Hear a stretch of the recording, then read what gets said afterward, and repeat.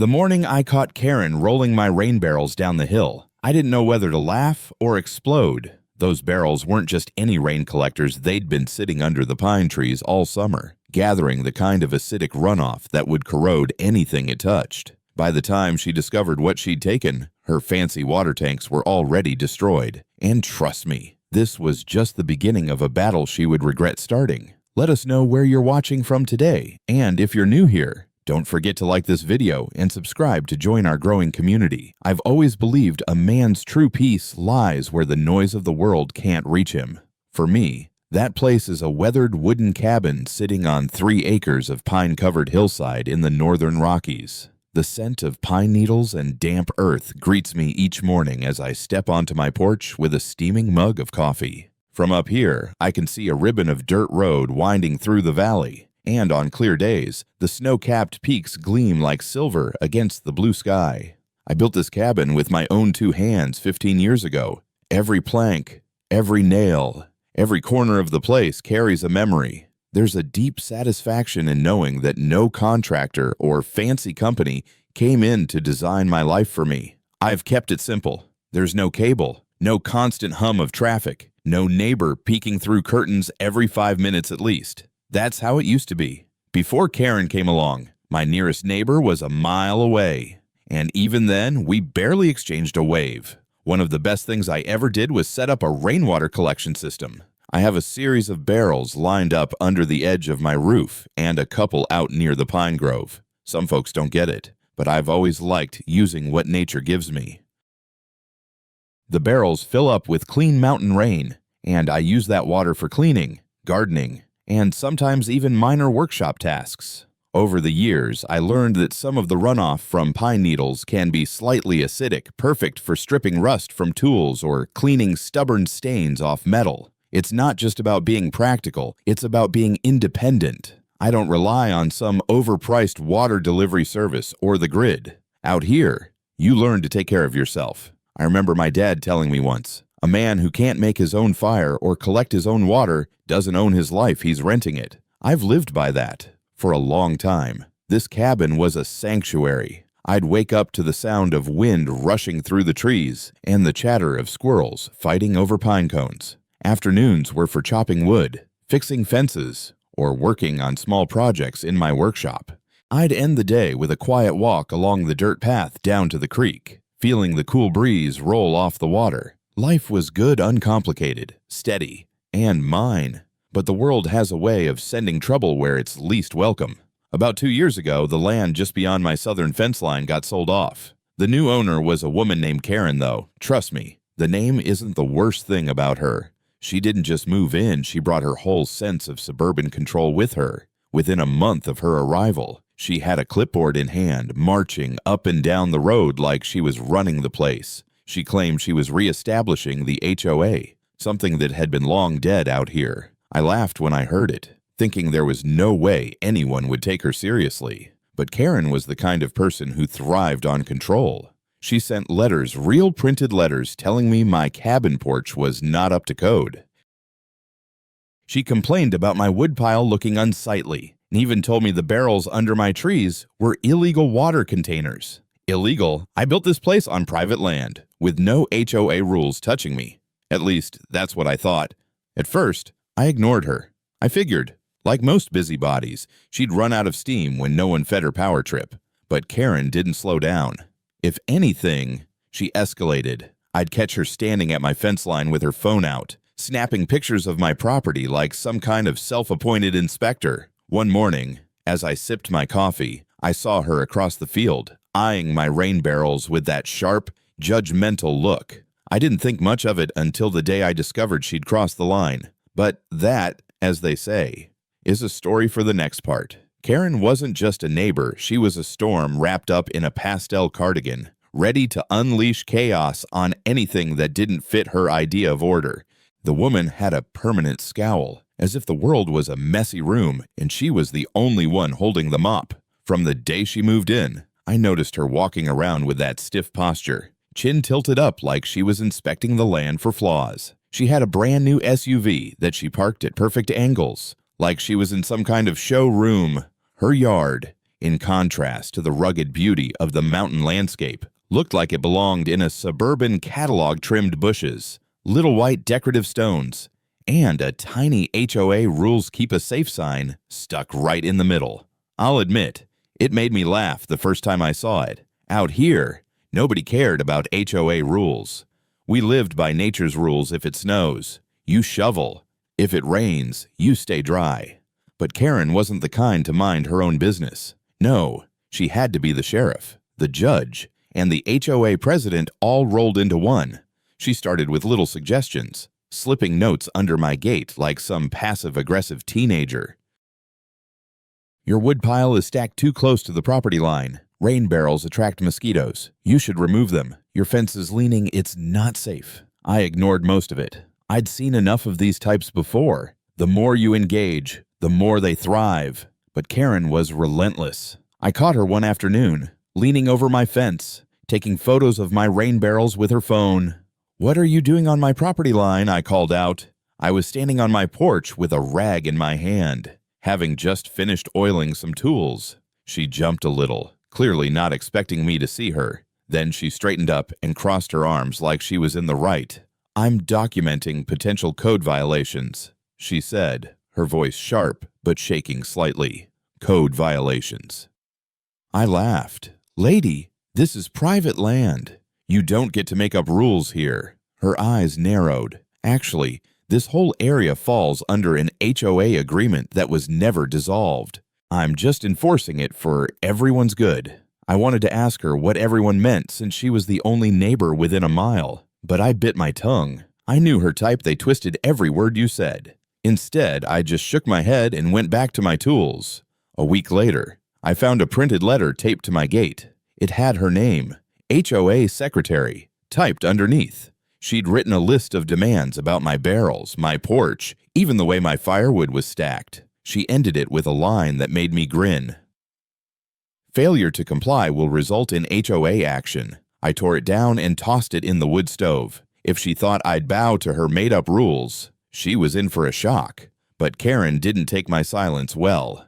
The next thing I knew, she was telling the delivery guy that I was hoarding illegal water. She cornered me at the mailbox one morning, waving a pamphlet she'd printed about mosquito-borne diseases and how my rain barrels were apparently a public health hazard. I told her point blank, "Karen, those barrels are staying. You don't like it. Don't look at them." Her face turned bright red, but she didn't say another word. She just stormed off like a kid who didn't get her way. I should have known that silence meant trouble was brewing. The breaking point came one weekend after a heavy rainstorm. I'd been inside, sanding down an old table I was refinishing. When I stepped outside to grab some water from the barrels, I noticed something odd. 3 of them were gone. At first, I thought maybe the wind had knocked them over and rolled them down the hill, but the ground was wet, and I could see the drag marks leading straight toward Karen's property. My heart sank. Then anger flared like a match. She didn't just snoop or nag, she stole. I walked to the fence line, and sure enough, there they were, my barrels, lined up neatly behind her house, hooked into her fancy tank system like they belonged to her. That was the moment I knew this wasn't just an annoying neighbor situation. Karen had crossed the line, and I wasn't about to let her get away with it. I can still feel my jaw tightening when I remember that morning. The sun had barely cleared the ridge, and the dew was still glistening on the pine needles when I spotted those drag marks. They cut across the soft earth like scars, leading straight from my collection area down toward Karen's place. The audacity of that woman. It was like she believed the whole mountain was her personal playground. I walked over to her property line, and sure enough, there were my barrels, positioned neatly beside her massive silver tanks. She'd hooked them up like they were hers all along. I stood there for a moment, fists clenched, trying to decide if I should storm in or play it cool. But before I could act, Karen appeared, dressed in a pastel jogging suit and holding a water hose like she was queen of the mountain. "What do you think you're doing with my barrels?" I called out, my voice low but sharp. She didn't even blink. "These were improperly placed on shared property," she said, as if she were reciting a law book. "I've decided to repurpose them for the community." I laughed, not because it was funny, but because I couldn't believe she had the nerve. Shared property lady. This isn't a suburban cul-de-sac. That's my land, and those are my barrels. Put them back." She smirked, tilting her head like I was the one being unreasonable. "If you're that desperate for water, you can collect it the right way. Your system was unsightly and potentially hazardous. I've improved it." I took a step closer to the fence, my voice turning cold. "You have until sundown to return them, Karen, or I'll be making a call you won't like." Her eyes flashed with that mix of arrogance and spite that only people like her seem to have. "Oh, please, call whoever you want. You'll find I'm not the one breaking the law here." And with that, she turned her back on me, walking toward her porch like the conversation was over. I stood there, breathing hard, my mind racing. She had no idea what she'd just done. Those barrels weren't filled with fresh mountain spring water. They were full of rainwater that had been running off pine bark and old metal roofs, a mixture that made the water highly acidic. I used that water to strip rust off tools and clean corroded iron parts. It wasn't meant for drinking or irrigation. At first, I thought I'd march right over and warn her, maybe even dump the barrels myself before she did something foolish. But the more I thought about it, the angrier I got. Karen had barged into my life, made up her own rules, and now she'd stolen from me. Maybe a little reality check would do her good. So I waited. The next day, I was sitting on my porch sharpening a hatchet when I heard a scream. It wasn't just a startled yelp, it was the kind of shriek that told you something had gone terribly wrong. I looked up and saw Karen flailing her arms near her tanks. From where I sat, I could see streaks of brownish water spilling out from the seams of her silver containers. The acid rainwater had started eating into the metal, corroding it from the inside. I walked over slowly, my hatchet still in hand. "Problem. Karen," I called out, trying to keep my tone neutral. She spun around, her face pale and furious. "What did you do to this water? It's ruined my entire tank system. The metal is corroding." I leaned against the fence, pretending to think. "Funny thing about rainwater," I said, "depends on where you collect it. Those barrels weren't for drinking water. Karen, I use that runoff to strip rust. It's pretty acidic." Her jaw dropped. "You mean you let me take contaminated water?" I raised an eyebrow. "Contaminated? No. It's just not something you pour into a brand new steel tank unless you want holes in it. But hey, you did say you were improving things." She stared at me, speechless, her face a mix of embarrassment and rage. I turned and walked back to my porch, hiding the grin that was tugging at my lips. This was only the beginning. Karen might have thought she'd won by taking my barrels, but what she didn't realize was that she'd just started a war and I wasn't planning on losing. After Karen's tank started leaking like a sieve, I knew she'd be back to blame me for her own ignorance. And sure enough, later that afternoon, I saw her stomping across the dirt path toward my fence, her jogging shoes caked with mud and her face twisted like she'd just bitten into a lemon. "You need to pay for this," she shouted before I could even put my coffee cup down. "Your disgusting water destroyed my tanks. Do you know how much those cost?" I leaned against the porch post, calm as ever. "Sounds like you have a storage problem." "Not me. This is sabotage," she cried. "You deliberately set me up." "Set you up," I chuckled. "Karen, you stole my barrels. I didn't pour anything into your tanks. What happened to your fancy setup is just basic chemistry." She blinked like she didn't understand a word I said. So, I decided to break it down for her, slow and simple. When rain falls in these mountains, especially near pine trees and old roofs, it picks up minerals and compounds that make it acidic. It's not dangerous if you use it for the right things, cleaning tools, stripping rust, washing off grime. But pour that into raw steel tanks. Well, let's just say the tanks don't last long. Her mouth opened and closed like a fish. "You mean you keep corrosive water in those barrels? It's not corrosive by itself," I explained. "But when you let that water sit in contact with unprotected metal, the reaction eats away at the surface. That's why I use heavy plastic barrels and not steel ones. You know, the kind you stole." She turned beet red, but I wasn't done. "If you had asked me, I might have told you what was in them, but instead, you thought you could just take what isn't yours. That's on you." Karen stomped her foot like a child. "I'm calling the HOA. This is an environmental hazard." I almost laughed right there. "HOA Karen, this land isn't part of your fake little HOA meetings. I checked the deeds years ago. The HOA dissolved when the last president moved out. You've been running a ghost club all by yourself." The look on her face was priceless. She stammered for a second, then turned and stormed off. But I could tell this wasn't over. People like Karen never back down, they just find another angle. Over the next few days, I kept an eye on her. I'd be out splitting firewood or working on my porch, and I'd catch glimpses of her pacing her yard with her phone, probably Googling how to sue your neighbor. She even had a couple of strangers come by, guys with clipboards and polo shirts, who looked like they'd rather be anywhere else. I guessed she called in some so-called inspectors to verify my barrels were illegal. One of them approached me while I was fixing a hinge on the gate. "Sir, we're here to check on some reports of improper water storage," he said, sounding half confused. I smiled. "On whose authority, the HOA," he answered. I handed him a copy of the land survey and HOA dissolution papers I kept in my workshop for moments like this. "Nice try. But there's no HOA jurisdiction here. You're standing on private property. Unless you have a court order, I suggest you step off my land." The guy mumbled something and left without much of a fight. What Karen didn't realize is that I knew my land and my rights better than she knew her own reflection. She could call whoever she wanted. I had documentation to shut them all down. But I wasn't just going to sit back. No, I wanted Karen to learn a lesson she wouldn't forget. That's when I decided to collect even more of the acidic runoff, filling up 2 extra barrels just for maintenance purposes. I wanted her to see, loud and clear, that I wasn't going to stop collecting rainwater just because she had a grudge. Every time it rained, I made a show of checking my barrels, tightening the lids, and even labeling them tool cleaning water in big black letters. One afternoon, she yelled from her yard, "You're just rubbing it in now, aren't you?" I smiled, leaning on my shovel.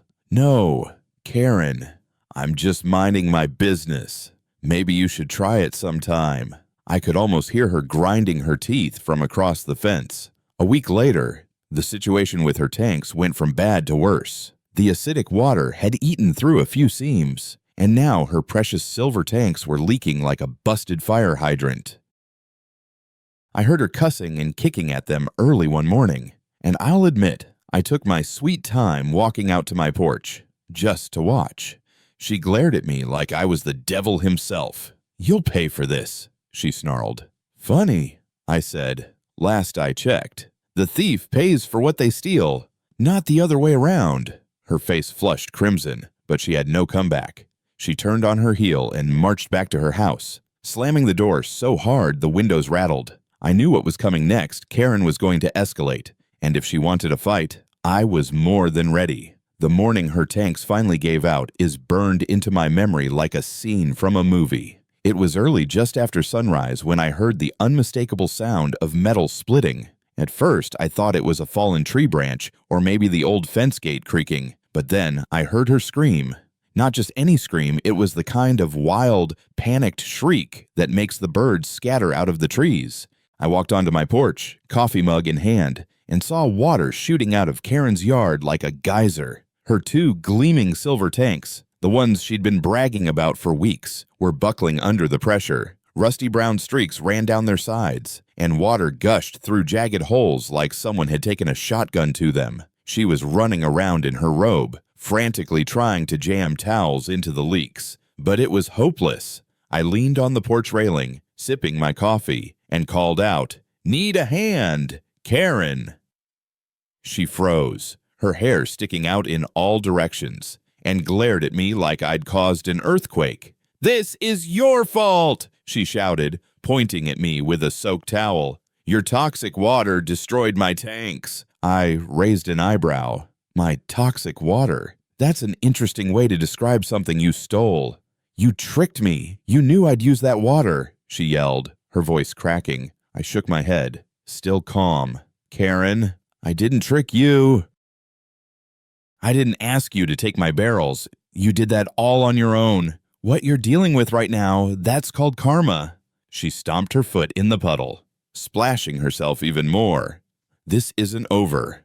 I'm taking this to the HOA board." I laughed so hard I nearly spilled my coffee. The HOA board. Karen, you are the board. You're the only member of your imaginary little club." Her face went red, and for a moment, I thought she might actually throw the towel at me. Instead, she let out a frustrated grunt and stomped back into her house, leaving the water to spray across her perfect yard. For the rest of the morning, I watched the chaos unfold from my porch. Her pristine driveway was a river of muddy water, carrying bits of gravel and leaves down toward the road. By midday, her tanks had completely drained, leaving behind 2 rust-streaked, hollow shells that looked like they'd been through a war zone. Later, I saw a plumber's truck pull up. A young guy with a toolbox walked around the yard, shaking his head as Karen frantically gestured at the wreckage. I couldn't hear their conversation, but the look on his face said it all. Those tanks were done for. I'll admit, there was a part of me that wanted to rub it in, to remind her that if she'd just minded her own business, none of this would have happened. But I also knew people like Karen don't learn through reasoning. They only learn when they hit a wall, and she just crashed into one. That afternoon, I went down to check my own rain barrels. They were still lined up neatly, untouched, catching the light drizzle that had rolled in. As I tightened the lid on one of them, I caught Karen watching me from her window. Our eyes met, and I gave her a little nod, half smirk, half warning. 2 days later, I found a note in my mailbox. This time, it wasn't her usual bossy tone. It was short, almost desperate. "We need to talk. This has gone too far. Karen." I crumpled it up and tossed it into the fire pit. I wasn't interested in talking, not yet. She hadn't even apologized for stealing my barrels. And until she did, she was just another neighbor who thought the rules didn't apply to her. That night, I sat on my porch with a glass of whiskey, listening to the crickets. The mountain air was cool, and the moonlight reflected off the puddles in Karen's yard. For the first time in weeks, I felt at peace. She'd learned the hard way that crossing me wasn't going to end well. But deep down, I knew this wasn't the last I'd hear from her. Karen wasn't the kind of person to admit defeat, and when she came back swinging, I'd be ready. 3 days after her tanks turned into rusted wreckage, Karen came back with a vengeance. I was out by the woodpile, stacking logs, when I heard tires crunching on gravel. A convoy of 3 SUVs rolled up, parking right in front of my gate like they were about to stage an intervention. Out stepped Karen, wearing her signature pastel cardigan, flanked by 2 men I'd never seen before. Both carried clipboards and had that stiff, bureaucratic look that screams, "I'm here to ruin your day." She marched forward like she was leading a parade. "We need to have a meeting now," she announced, her voice cutting through the quiet mountain air. I wiped the sweat off my forehead and leaned on my axe. "Meeting about what I'm not on your board. Karen, I don't even recognize your so-called HOA. One of the clipboard guys cleared his throat. "Sir, we're here on behalf of the Homeowners Association to address some violations." I laughed, long and hard. "Violations? Are you serious? Did Karen tell you this land is part of her imaginary kingdom? Because it's not." Karen's face twisted with irritation. "Don't play dumb. Those barrels of yours are a hazard. We have photos, complaints, and witnesses. You're going to remove them or face fines." I straightened up, walking toward the fence with deliberate slowness. "Photos, complaints. Lady, the only complaint around here is you. And those barrels. They were on my property. You want to talk about hazards? Maybe ask yourself why you trespassed and stole them." The clipboard guy shifted uncomfortably. "Is that true? Were the barrels removed without permission?" Karen shot him a glare. "That's irrelevant. They were violating HOA guidelines." I could feel my patience slipping. I turned on my heel, went into the cabin, and came back with a folder I'd kept ready for this very moment. Inside were copies of the original land deeds, maps, and legal paperwork showing that my property was never bound by HOA regulations. I slapped the folder against the fence. "See this," I said, pointing at the highlighted section. "The HOA was dissolved in 2007. No one here, including you, has any authority over my land. So take your fake fines and your fake rules and march right back down the road." The men with clipboards leaned in to read the papers. One of them nodded. "She's right," he said to Karen quietly. "If the HOA was dissolved, we don't have jurisdiction here." Karen's face went pale, but she wasn't done. "Well, dissolved or not, I still have a right to maintain community standards, and this man's barrels are stolen." I cut in sharply. "They were stolen. Karen, and you use them to ruin your own tanks. You owe me an apology, not a lecture." For a moment, there was silence. The men looked between us like referees at a boxing match. Finally, one of them muttered, "Ma'am, I think we're done here," and started walking back to his SUV. Karen's lips quivered, but all she managed was, "This isn't over." She turned and stormed off, heels clicking on the gravel as if she could stomp the earth into submission. Later that evening, I decided to set the record straight once and for all. I printed out a series of photos from my security cameras, clear images of Karen dragging my barrels across the property line. I sent copies to the local sheriff's office along with a written statement of trespassing and theft. I wasn't aiming to get her arrested, but I wanted her to know I was serious. The next day, I saw the sheriff's truck parked outside her house. I stood on my porch, arms crossed, watching as she argued with the deputy for a good 15 minutes. By the time he left, she looked like someone had popped her balloon. That night, I got a knock at my door. It was Karen. For the first time since she'd moved in, she looked human. Her face was tired, her voice quieter than I'd ever heard it. "Look," she said, "maybe we got off on the wrong foot. I thought I was helping the neighborhood, but maybe I went too far." I leaned against the doorframe. "You think," she winced, "I'll replace your barrels, and I'll cover the cost of the damage to my own tanks. Let's just call it even." I didn't answer right away. I wanted her to sweat a little. Then I nodded slowly. "Replace my barrels, stay off my property, and we won't have a problem." She nodded, muttering a quick fine before heading back down the road. I knew better than to think Karen was done stirring trouble. People like her always come back for round two. But for now, the score was even, and I had no intention of letting her win the next round. After that tense truce with Karen, I thought I might get a week or two of peace. But, of course, Karen couldn't help herself. A few days later, I received a letter, not from her, but from some lawyer she had apparently hired. It was full of legal jargon about negligence, unsafe property practices, and damages caused by contaminated water. I laughed so hard I almost spilled my coffee on the letter. Did she really think she could sue me for her own stupidity? She'd stolen my barrels, filled her tanks with acidic runoff, and now wanted to pin the blame on me. Oh, she was out of her mind. Instead of getting angry, I decided to hit back in a way she wouldn't see coming. I called my buddy Dean, a retired attorney who spent 30 years dealing with property disputes. Dean came over the next afternoon, reviewed all my paperwork, and smirked. "She doesn't have a leg to stand on," he said. "In fact, you've got grounds for a counterclaim trespassing, theft, harassment. If you want to, we can file and make this very uncomfortable for her." I nodded. "Do it. I'm tired of her thinking she can bully me." A week later, Karen was the one getting a legal notice. Dean drafted a clean, airtight complaint that detailed every instance of her trespassing, complete with photos from my security cameras.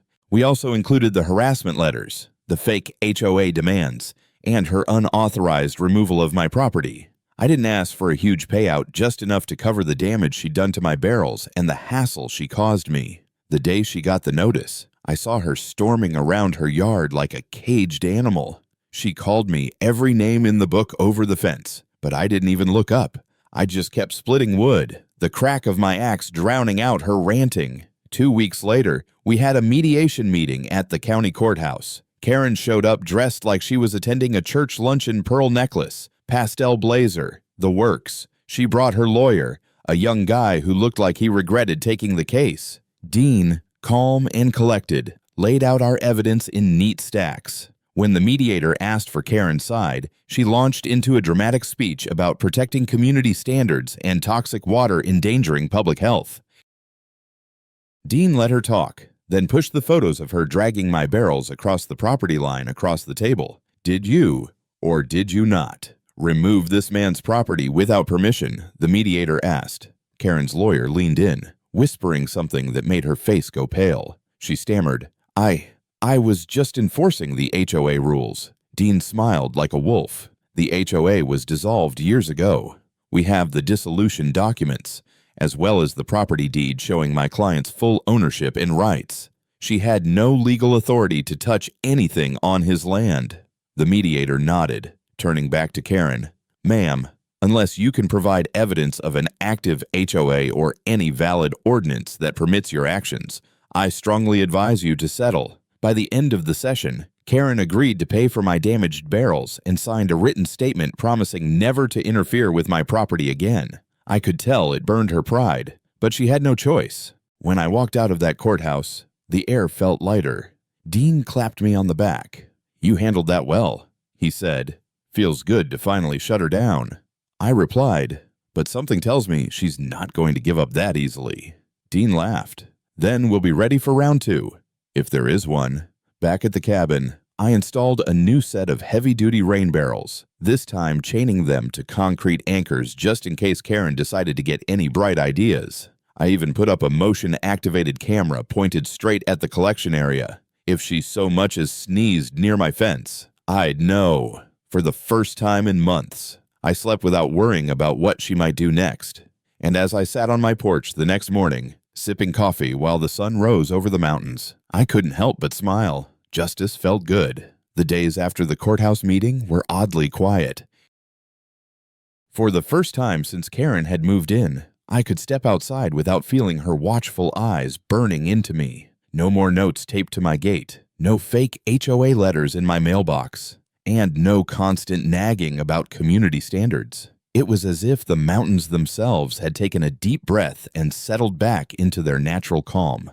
One morning, I noticed Karen's yard looking unusually bare. Her corroded silver tanks had been hauled off, leaving only dark, muddy patches where they used to stand. The once perfect white stones she'd lined up along her walkway were scattered and dirty, washed out by the water disaster she'd caused herself. I wondered if she had finally realized that this place wasn't meant for controlling people, it was meant for living freely. Still, I wasn't about to let my guard down. I added a new wooden gate to my driveway, secured with a heavy-duty lock, and posted a simple sign, "Private property, no trespassing." Not because I was afraid of Karen, but because I wanted it crystal clear no one crosses my line again. About a week later, I was chopping wood when Karen walked by on the road. She didn't look like the queen of the HOA anymore. Her usual pastel outfit was swapped for plain jeans and a faded sweatshirt. She slowed down as she approached the fence, her steps hesitant. "Hey," she called softly,